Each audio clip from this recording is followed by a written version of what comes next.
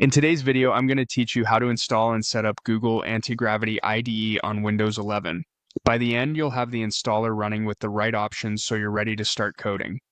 First, open your browser on Windows 11 and head to Google.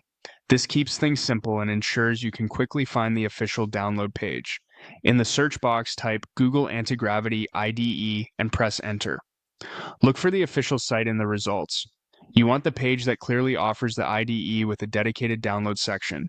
Avoid any third-party mirrors to keep your system safe and to ensure you get the latest version. Once you're on the official site, locate the download button, usually at the top right of the page. Click it to move to the downloads area. You'll likely see options for multiple operating systems.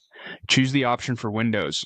If there are separate builds for different architectures, pick the one that matches your device, typically the 64-bit version on modern Windows 11 machines. Next, click Download and give it a moment to process. When your browser asks where to save the file, the default Downloads folder is fine. The file size may be large, so let it finish before moving on. If your browser or security software shows a verification prompt, allow the download from the official source. After the download completes, open the setup file from your browser's downloads bar or from the downloads folder in File Explorer. If Windows prompts you with a user account control dialog, choose Yes to allow the installer to make changes. In the setup window, review the license terms and click to accept the agreement. This is required before the installation can proceed. Continue by clicking Next to step through the standard setup screens. If you're shown an install location, the default path is usually best unless you have a specific drive arrangement. Keeping defaults helps avoid path issues later. You'll see optional choices like creating a desktop icon.